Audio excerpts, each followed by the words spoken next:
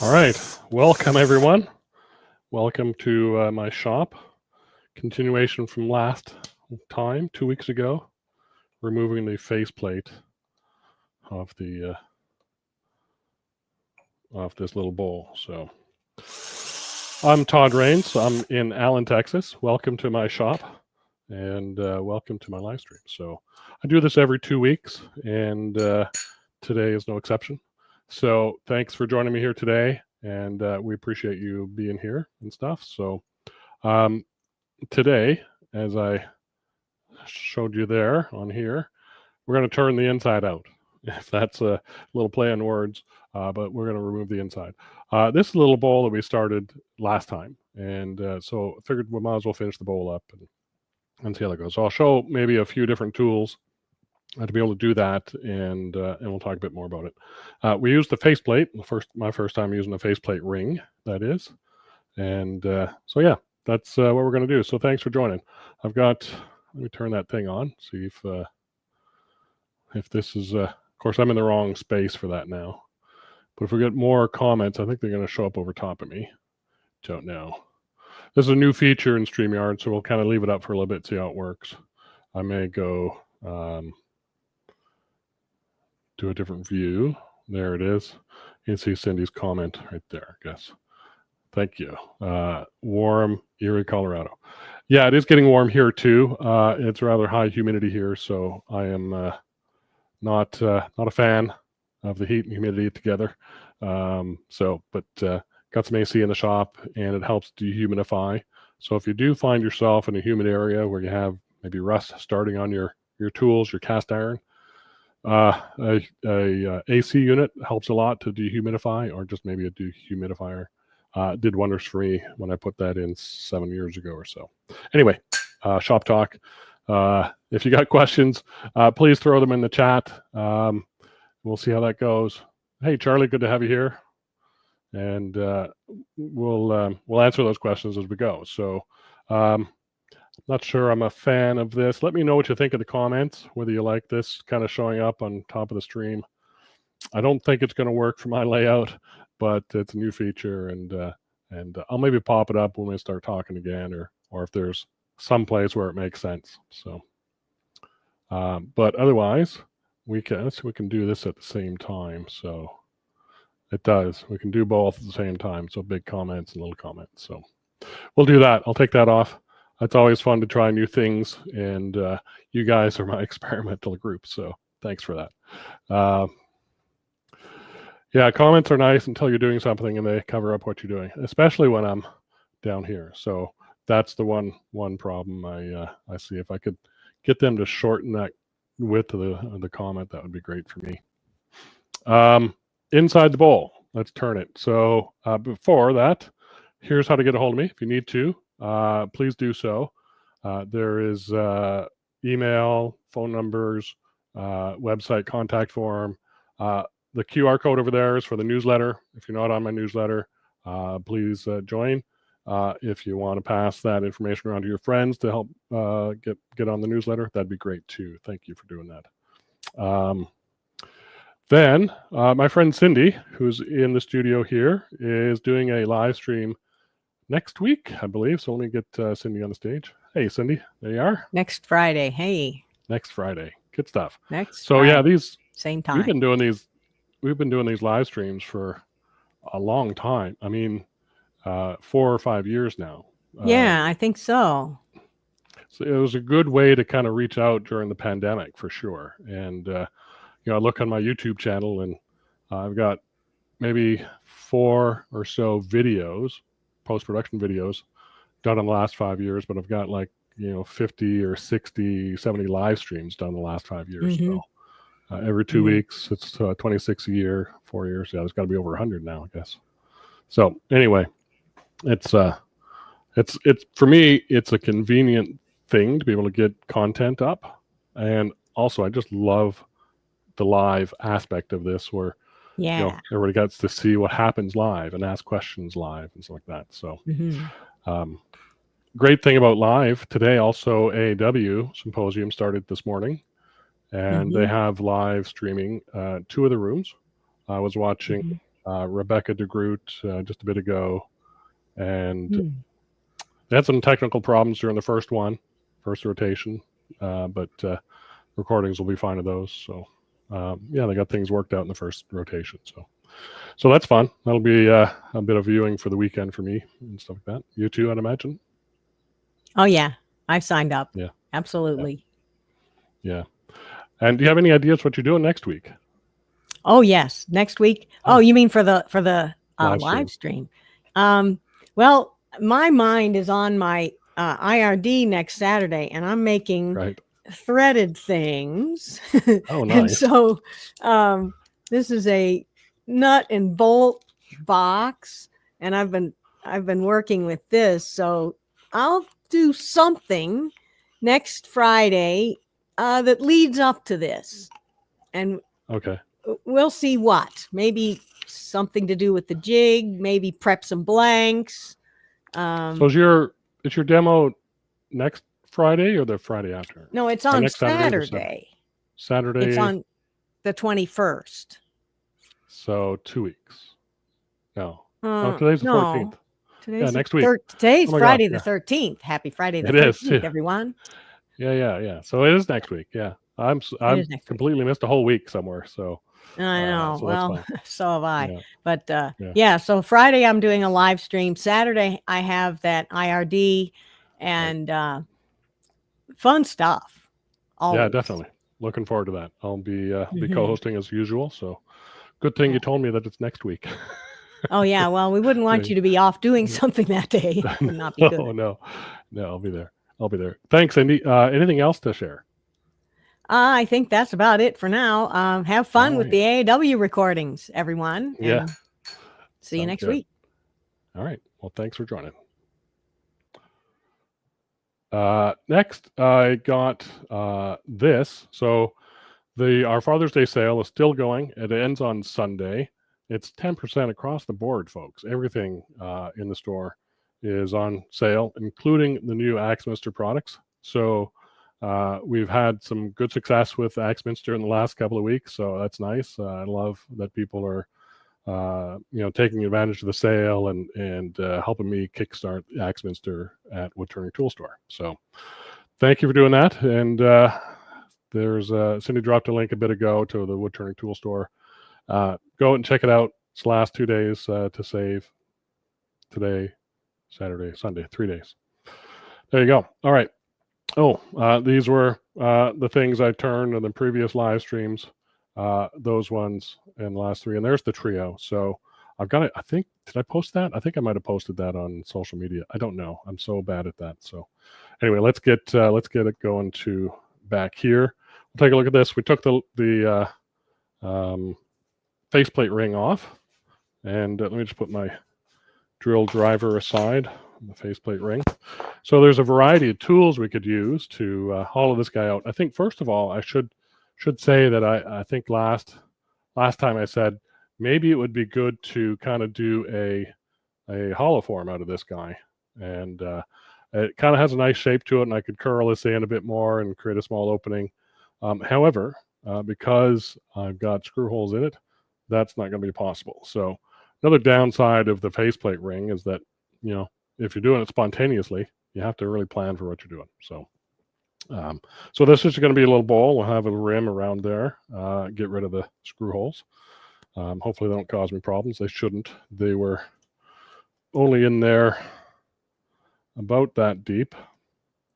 So I shouldn't hit them down here, I don't think, if I do want to true up that outside.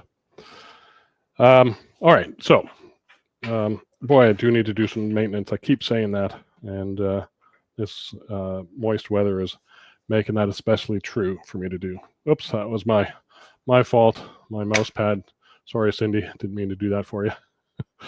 My mouse pad is hit the button automatically on accident. So what can we use to hollow this guy out? Well, we can use a big old scraper. So that would work. So we'll do that. We could use a carbide cup cutting tool like this, a Jimmy Clues tool. Maybe I'll switch back over here. We'll get a better view of them. So a little cup cutter tool. That'd be good. Here's the big old single bevel scraper. We could use, of course, bowl gouge, my favorite. This is my sort of swept back wing 55-degree tool of choice. That's a 1/2 inch gouge there. We've got smaller sizes too. Here's a nice 3/8 version of the same thing. And we've got just about dropped a tool. Oh yeah, we got this guy. The 1/2 round toolbar and the teardrop cutter. We'll show that.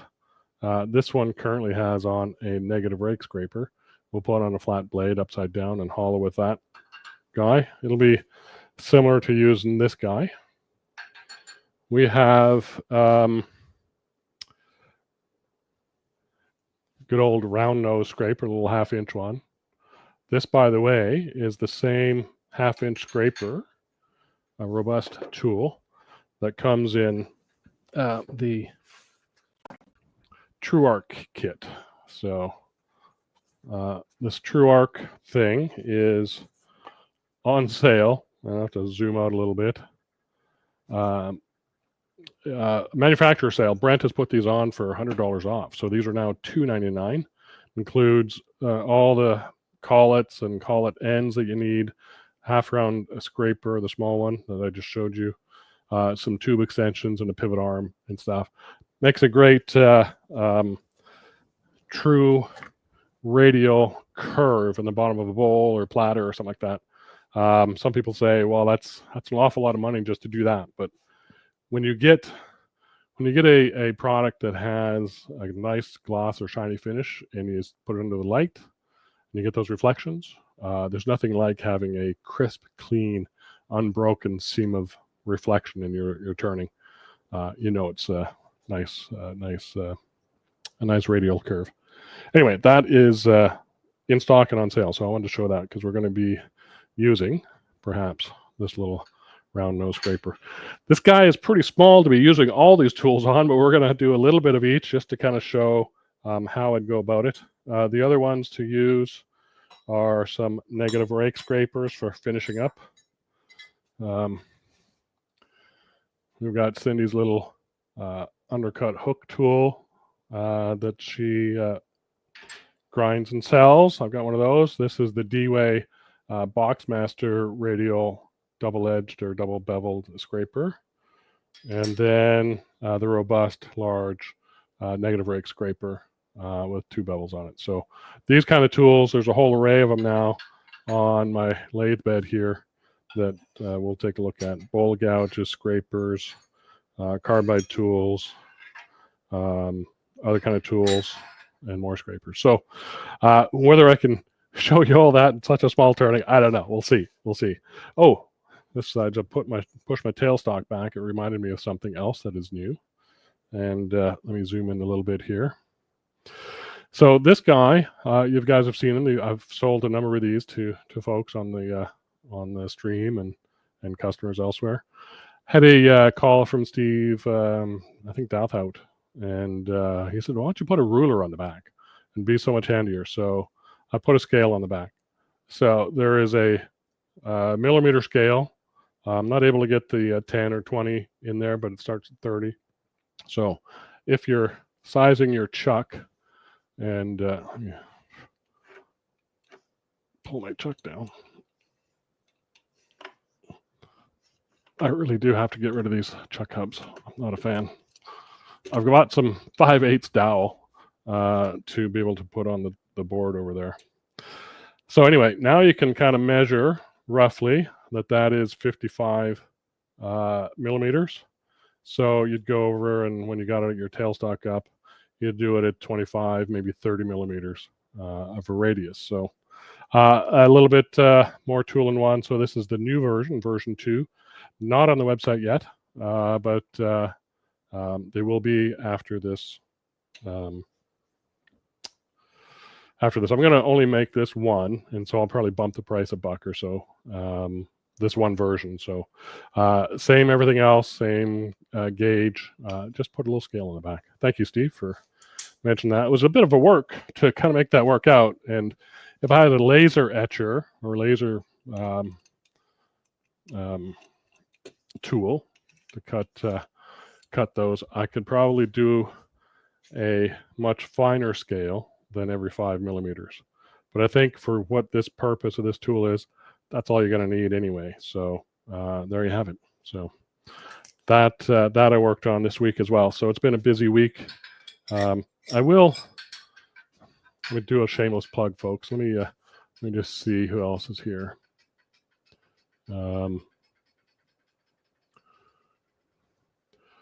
Duncan, thanks for showing up. Appreciate it.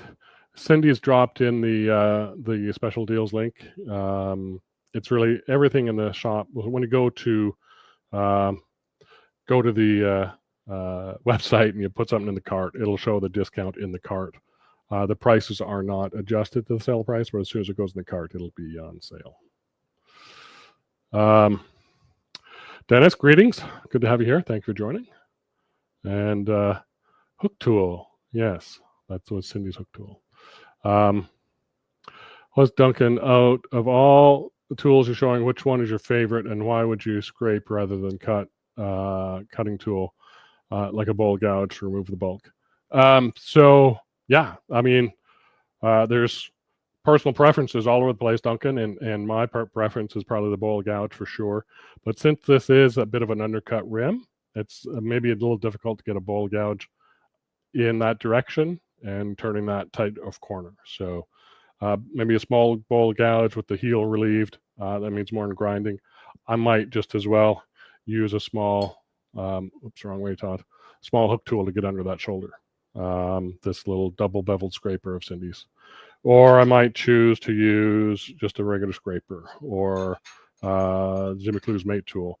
But something under there to remove an undercut rim, which you might not be able to do with a bowl gouge. But my preference is definitely a bowl gouge. So good question. All kinds of turners out there, all kinds of tool habits and needs and uses.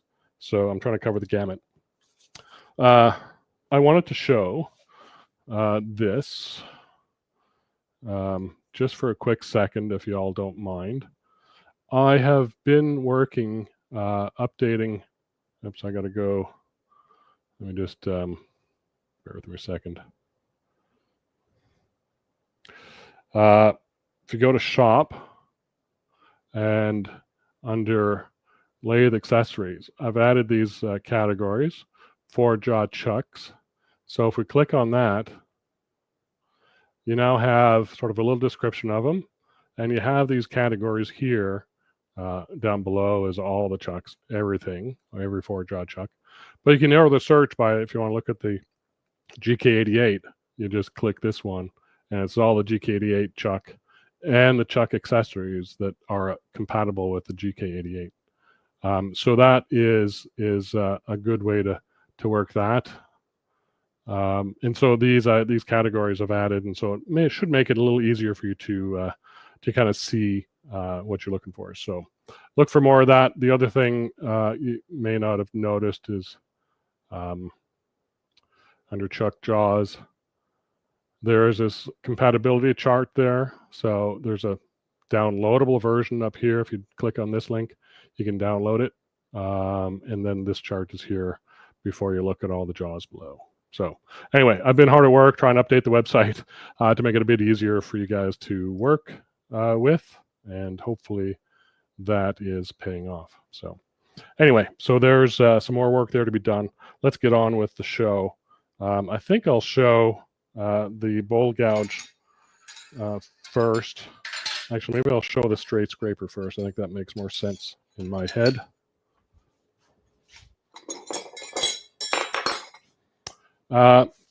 Face grain turning. This is face grain, or grains growing across this way. If we look at the wide view, you can see the grain lines running across that way. So a scraper like this would do good going straight in there. I need to raise the tool rest. I need to also get my safety glasses on. Pushing straight into face grain like this is relatively easy. That's a little too high now. I want my tip of my tool aiming down. So if I look at, you can see the angle of the cutter is that way. It's a little bit too severe for my liking. More about there. So we're now cutting at center with the handle higher than the tip of the tool. And this tool, this one is kind of more meant for hollowing. I've got a sort of a round let me go back to this one, radius curve on here. And it is maybe a little bit easier. I think what would be easier if I had drilled a starter hole. And so we could do that. I think that's going to be a topic of one of my future live streams, is just making a handle on a drill bit, because I don't have one. I think I had one years ago, but lost it in a demo.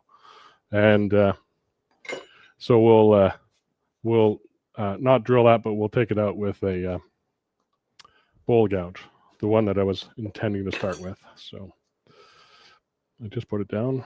There it is. This is a 1/2-inch gouge, probably a little overkill for what I'm about to do with this little, oops, wrong one. That's the overall shop shot. There we go. So we'll get the middle cut out with the bowl gouge. We'll go back with some other gouges. Brian, good to have you here. Thanks for joining. It has been a while. Hopefully you're doing well. I got to find my mouse again. Good to have you here. Appreciate it.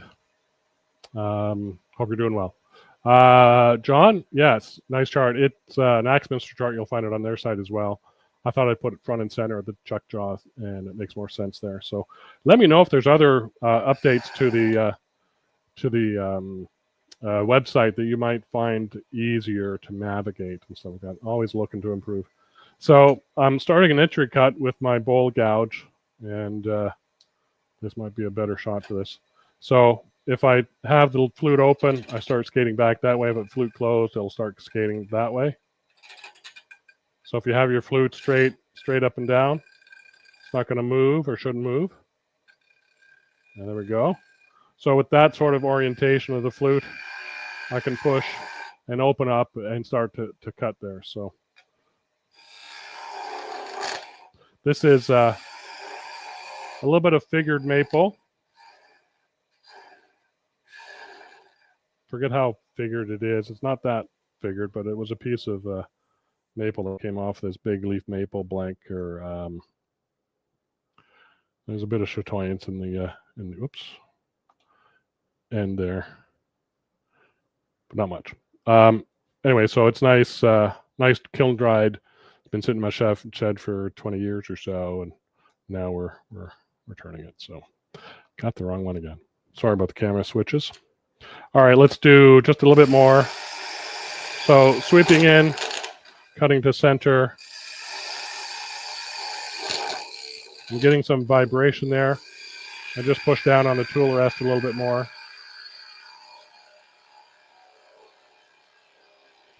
Swing my whole body around, swing that arm around. I get cut out.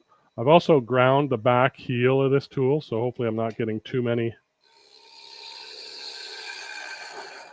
bruise marks, but I can see them there. If you look at those little rings, that's bruising or heel marks. There's one there, and one in there. So they kind of go in there. This is where maybe a scraping tool, a negative rake scraper, might take care of those. So otherwise, those will show up in your finish.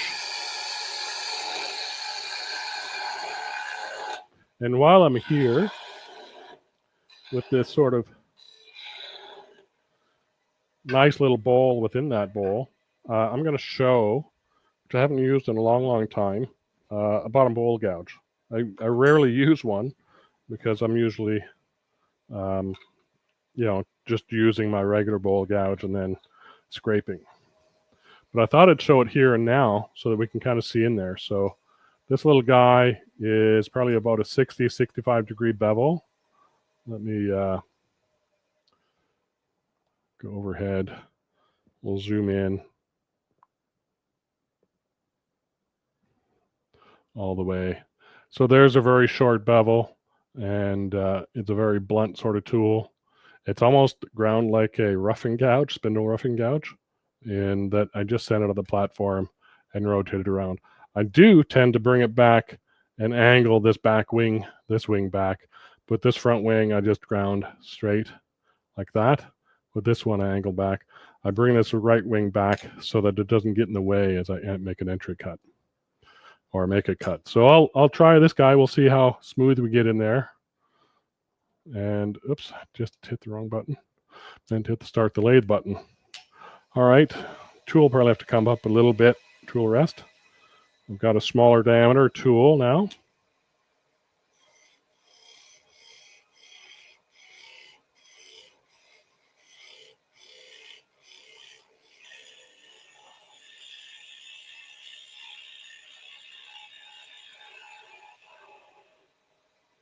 You can see the movement of this tool is so much different than a regular bowl gouge. It took me a while to find the bevel and where it's going to cut, because if you don't use one for a while, then you're kind of, I did it again. That's what I wanted to go to. And let me see if I can zoom that in.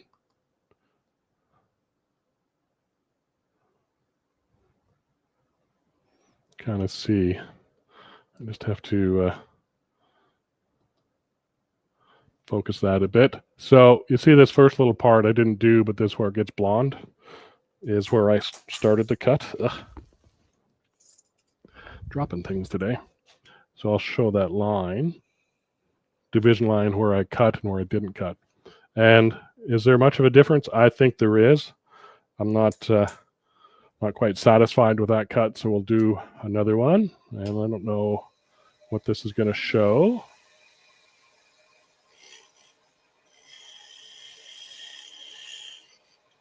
Trying to get my thumb out of the way.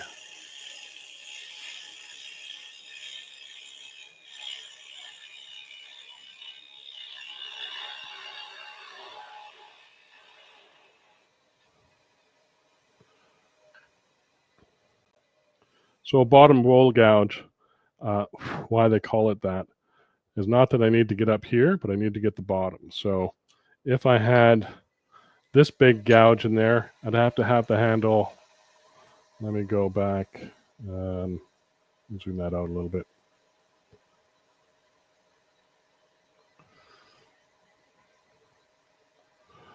I'd have to have the handle. To get to the middle, I have to have the handle way back here. And I can't really get at it very well with this tool because it's just a bit too clunky to get on the bottom, and I'm going to rub that heel. This tool gets that bottom almost straight on. So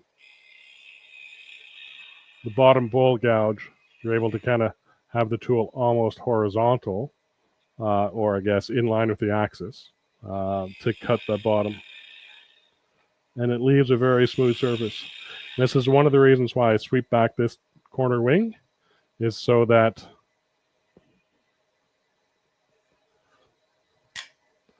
it doesn't get hung up on that corner as I enter in there. So it gets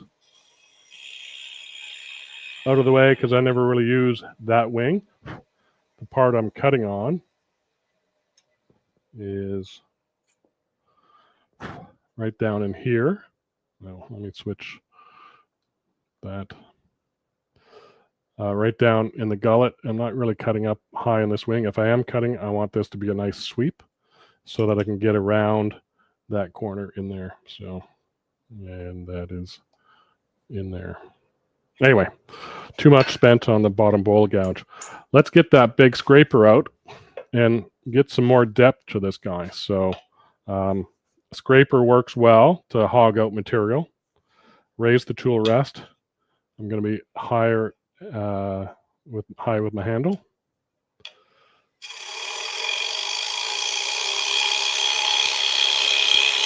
Just plunging straight in to get rid of material. Works quite well until I no longer have really a center hole to kind of get me started. So this tool's too wide. Maybe I can use that little round nose scraper to dig a little hole. So this little half round scraper. Why do I want to choose these tools over other ones? Just because you have options, and some other people like to have options. So I am lower here than my handle, so I'm good to go. Get in the middle, underneath it, and draw out.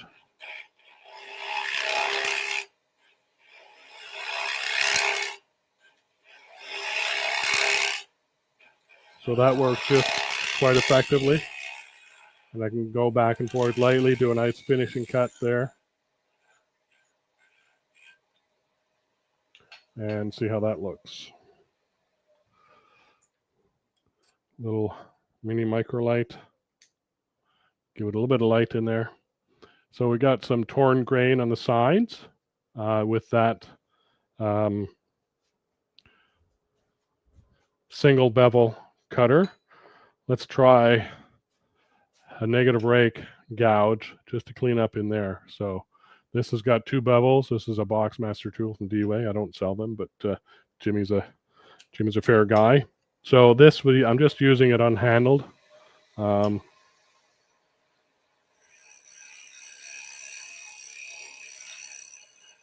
This is going to have a gentler cut. It produces that negative rake for you, so you don't have to have this right on. You can have this handle, don't have to worry about having the handle high with a negative rake scraper, because it's already got that negative rake on it for you. So just trying to get in the middle and under it.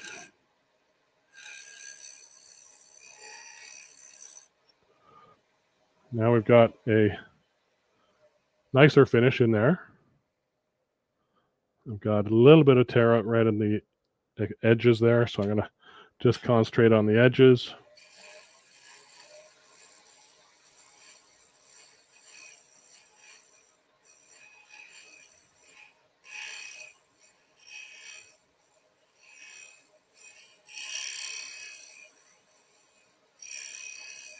And clean that up. That feels better.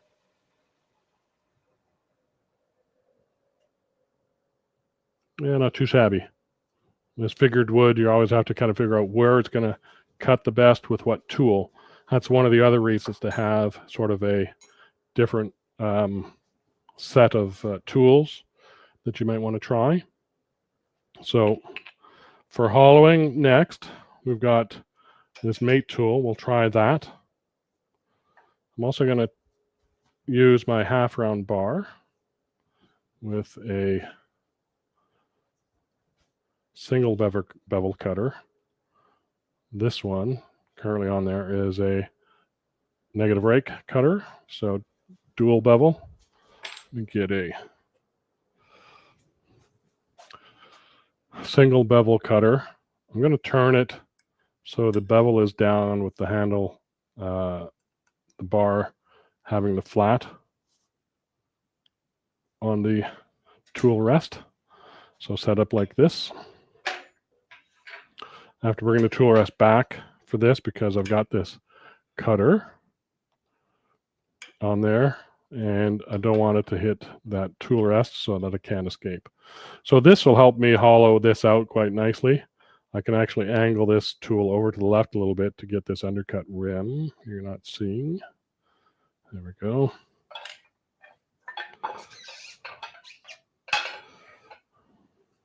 Tools on the lathe bed is not a good practice, but sometimes you have to do what you have to do. Let me put that up in that corner. So this guy wants to cut at center, and because it's on the bottom of the bar, the cutter, I have to raise the rest a bit more. Single bevel cutter, I want to have the handle higher than the tip of the tool. So this guy is just going to hog out kind of in the same way. And let me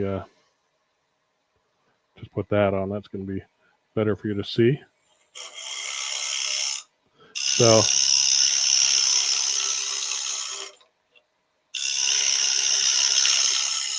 just a simple point cutter, you know, something you might see in a captured system.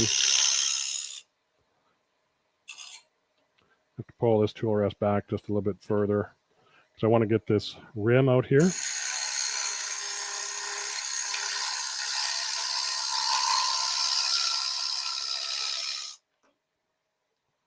There we go. Turn on the dust collector. Suck some of this stuff up. Hopefully that's not too noisy for you, but kind of gets the idea. Let me see what this shows.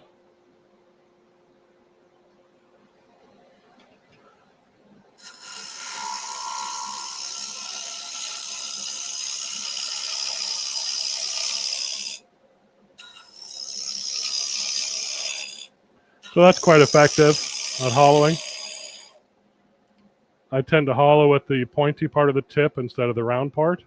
The round part for me is for shear scraping or scraping on the inside of a hollow form. The side part for scraping the outside, and the tip for hollowing. So how's that look? A little bump where we transition to that previous little inner bowl. So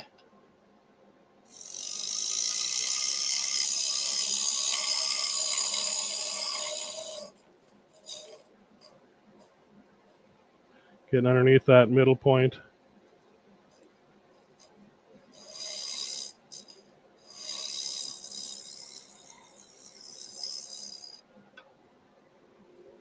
And a nice bowl shape in there. So that's one way to go.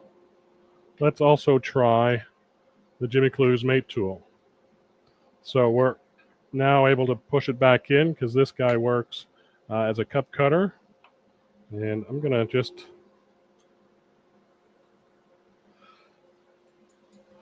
point out the center point there, just so I can get my tool in there. Now this tool is, I hit the wrong button again, is meant to be used horizontally. You can see that the angle of the tip is sloped already, so you can hold your handle level, and the front will be at a negative rake. And that rake kind of mimics this bevel on the cutter, and this piece underneath kind of stops you from self-feeding. So this is a fairly easy tool to use. That'll be right at center. And this is a carbide cup cutter. So it just cuts like any other carbide cup cutter would. This is the number 1 or a 6mm cup on there, cup cutter. When they're dull, like this one is, use a little hex wrench or Torx wrench. So I think it's a number 8 or number 9 Torx wrench. Loosen that and shift your carbide. Just move it around, rotate a little bit. You get a fresh edge. So this would be good to kind of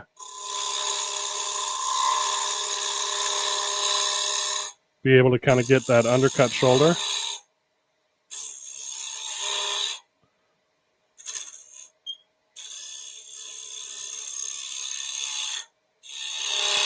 You can use it both directions. be aware of your grain orientation when you're doing this or whatever. So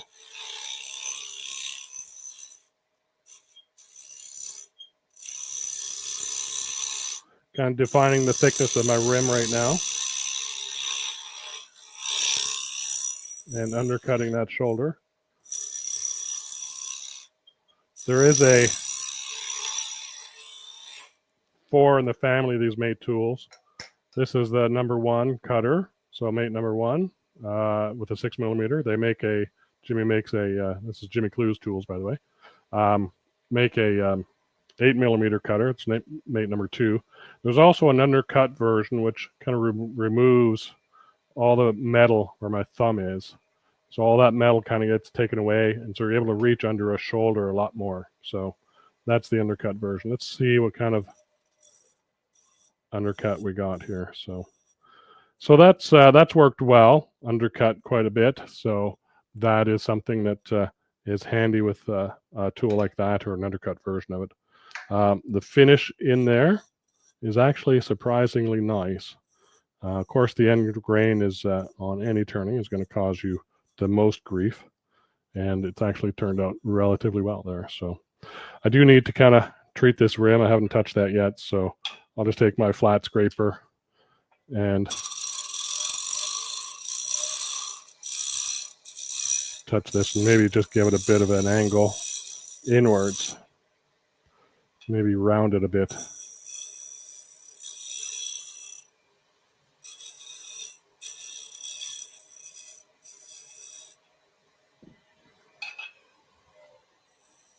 That feels good now. This is going to be a sharp edge here, so I don't want to touch that. It's very sharp. So now we can continue doing that. Maybe I'll remove the rest with the bowl gouge, or maybe this guy, and then we'll come up and finish the undercut or clean the undercut with Cindy's hook tool, hook scraper. All right, let me get rid of some of these tools, and we just check the chat here, see how we're doing, and I'll use this guy. All right, we have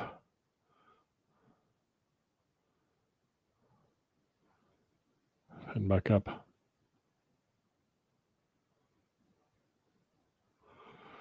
Cindy says, I'd use a bowl gouge for the bulk. Yeah, that's what I would do too, and finish with a double bevel scraper. Yep, that's what we're looking like. Lots of options. Yeah, grain is perpendicular to the bed. Yeah. Brian says, off topic, who wants to go ahead, a 3D printed orange in color tenon marker? Any thoughts of making them for the shop? Yeah, they are, Brian. Good question. And I think Cindy kind of pointed that out here. So yes, absolutely. So let's just take a quick look at it for Brian's sake. So here it is in all its glory. Let me do that and maybe go overhead with it. So it is a tool that's about 6 or 7 inches long, and it has a hook on the one side, has a magnet to keep it in place on your lathe, not necessarily the tool post, but I hang it on my we call that thing over the tailstock. And so what it's meant to do is, if I had a standard live center in, which I have right here, then as this is engaged in this is mostly what I use it for, is for making a tenon on a raw block when I'm making a bowl or some other thing. So I use the tenon marker in that slot, and then I can, let me just move this out of the way, of course. So I have a cleaner view of it. And then I can mark where I'll use a different pencil than this, but you get the idea where I can mark this. Remember, this is radius. So from this middle point out to here is 25 millimeters. So that's a 50 millimeter tenon. And so if I go, if I have a standard jaws 2-inch or 50 millimeters, that's where I would be marking my tenon for a good fit. If I want them bigger, I can make them bigger, 50 millimeters. This goes all the way out to 50 millimeters is a 4-inch jaw. I have some 6-inch jaws somewhere, so that would be, I think, 75 millimeters. 6 is 300, right? So that's 150. That doesn't make sense to me. 300. Anyway, I can't figure out what 6 inches in is. It's 4 inches. It's 150 millimeters, so 75 millimeters. That's what I thought it was. So here's a 6-inch jaw or 150 millimeter jaws. It goes all the way out. So crazy thing. The new version has this scale on the backside. So if you're looking at measuring your jaws on your chuck, which I showed earlier, I'm not going to take it down again, but it can just scale every 5 millimeters up to 150. So it's really only meant to kind of give you rough estimates for putting a tenon on there. It is rather accurate, but it's not got the single millimeter marks to get super precise. So that is on the website now. This is version 2, just came out. I haven't sold any of these, but all the ones selling forward will be this version. So hop on there and get yourself one, Brian. Good question. Thanks, Cindy, for posting that. And we'll carry on. All right, let me get my bowl gouge again. We'll finish this guy off. Got 15 minutes left in the hour. Oh, my cord is getting all stuck to one side. All right. So I've got my standard 55-degree bevel 1/2-inch bowl gouge. Let me see, what do I have? Picture in picture. We'll leave that one up. That maybe not quite as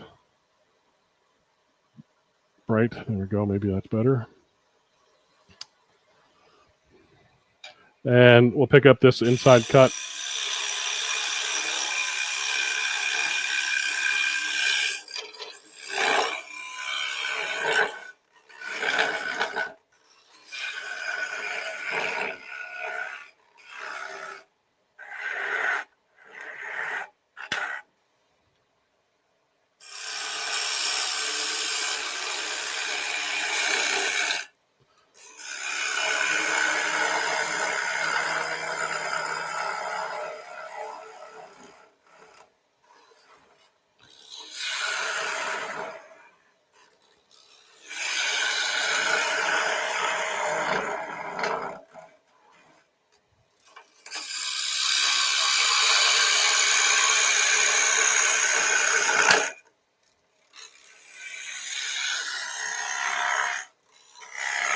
I keep my swivel in my head over this way to look at the depth of my cut and know about where I'm at. So I'm probably right about there. So I'm getting close to the bottom, but we got some room to go.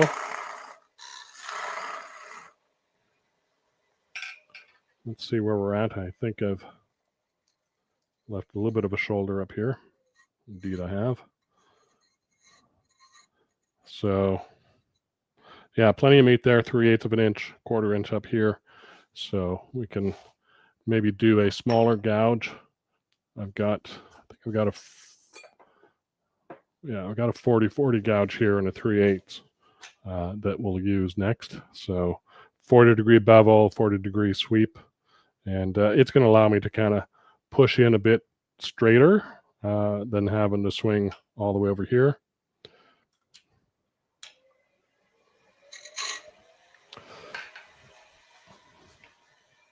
I just about did it and knocked my elbow on that live center I just put in. So let me remove that. All right.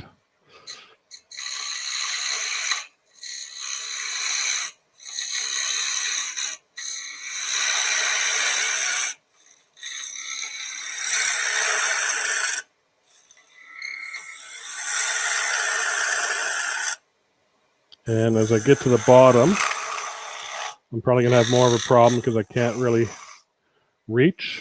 So this is where a higher degree of bevel will help me get around that corner. So 55 and then 65 to get in the bottom. So, excuse me, sawdust in the mouth. Let's go ahead and thin that down a bit more with this gouge on that sidewall.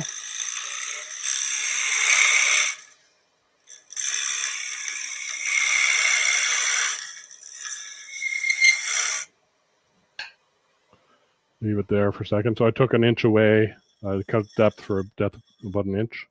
So now we can think about thinning this out a little bit, maybe with that hook scraper. And let's get a, which one am I not going to be using now? I'm going to be using that one. So just changing handles out of my tool. Modular handle is on sale as well. Obviously, everything is on sale. So till Sunday, go check it out. And we're happy to help you out. Had a lot of good questions from customers over the weekend or over the last week. With this tool, I'll move the tool rest back because I need to get supported on the full width of the tool, not up here. So if I want to start here, I need to have the tool rest back. You don't want to rest there, you'll get torque over. So I'm just going to soften this edge a little bit.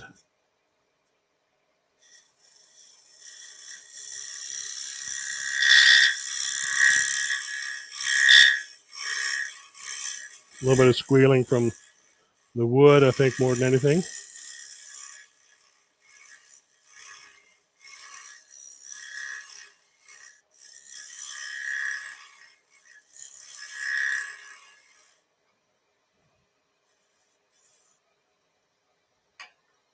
Kind of looking down here at this side to see what I'm kind of doing.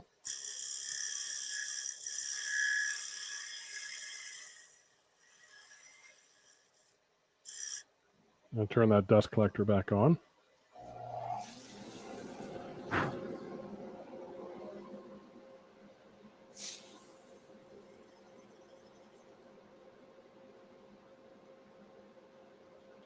Just kind of seeing where I'm thin and where I'm not. Got more to come out right in here.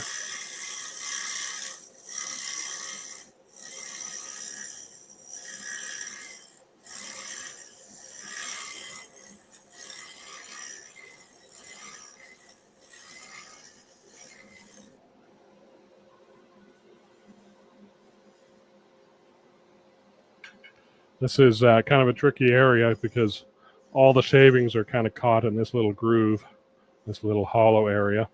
And so trying to judge that with it running is hard. That feels pretty good, the first half inch or so. Now we'll get up to, back up to the gouge use. And I think I'll just leave the tool rest at the height it is and work with it.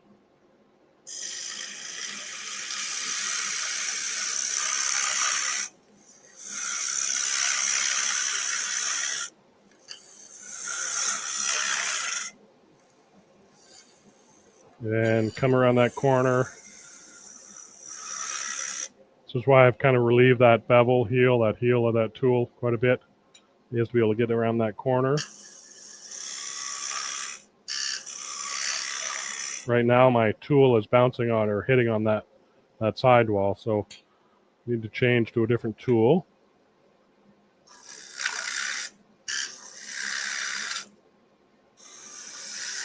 And this is where the bottom bowl gouge is really going to come in handy. Which is this little guy. So this guy just kind of stays straight up and down and gets across that bottom. Let's see. That one maybe shows a bit better. Trying not to get my head in there too much.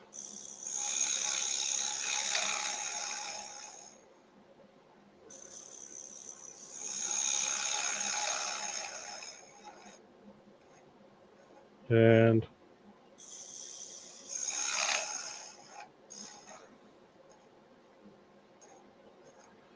leave that little nub in there and take that out with scraping maybe at the bottom. Let's see how this feels.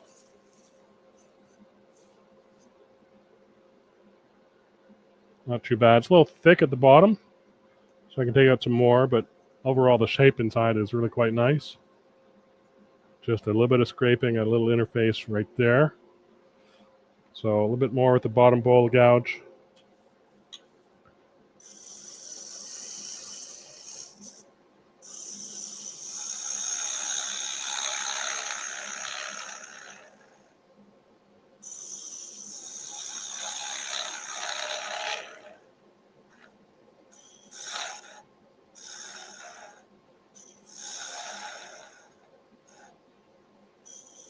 Remember, I've already got a finished foot on this guy, so we've been turning on that finished foot since the beginning.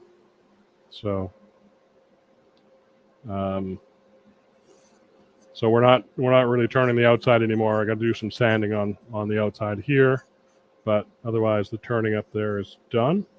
Well, that feels really actually very, very good. I'm quite happy so far. The feel of the curve there. It's a little line right there, a little bump. I think I'll get that out with the negative rake scraper. So let's do that. Let's take on one more tool, and we'll call it done. And what am I going to do with this? I think I've got another piece I turned a while ago, which is sitting around the shop here somewhere. I'm not quite sure. So we'll probably use them for decoration and testing different sort of. I really could thin that down a bit more. Maybe I will. It seems a little thick. So I may just leave this on the chuck and thin it down a bit more after we finish, but we can get in here with the negative rake scraper, get most of that area where that transition was.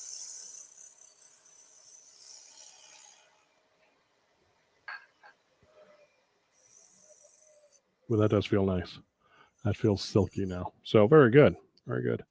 So we got a nice shape.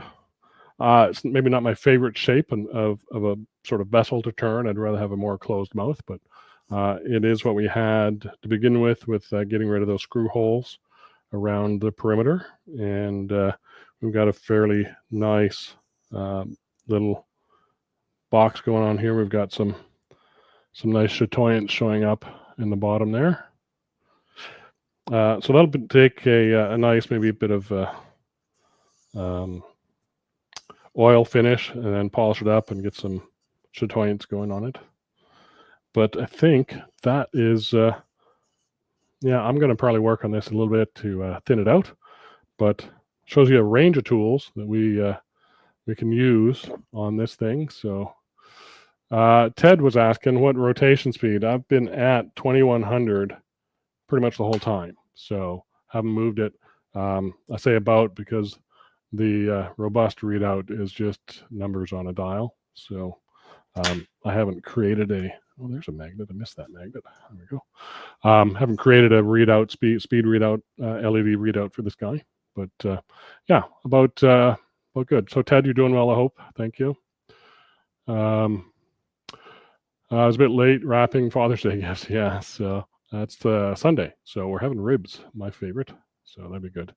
Hopefully everybody else has a great great Father's Day. Brian, yeah, snoop around and check, see if there's anything else you're looking for. So give me a call if you got any questions. Be happy to help. Duncan says, I like easy wood tool hollowers for doing an undercut rim. Yeah, any sort of carbide, cutter that can get under there, or tool steel like Cindy's works a treat. So this is perfect as well. This is sharpenable, which is also nice.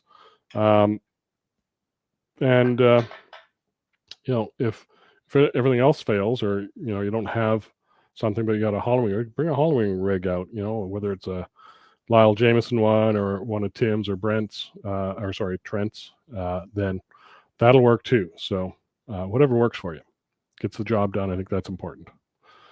Yeah. So Well, thanks everyone for joining. I appreciate it. Didn't have a lot of people on here today, but I didn't really plan a lot here today, so I'm glad you stuck with me. Let me just see what last reminder here is holiday sale or Father's Day sale is still on. That'll end Sunday evening, so check that out.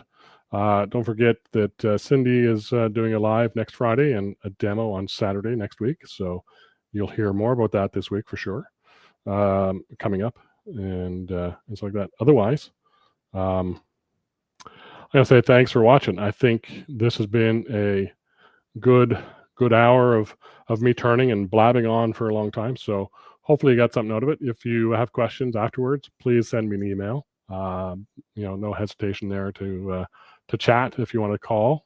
So yeah, it was lots of fun.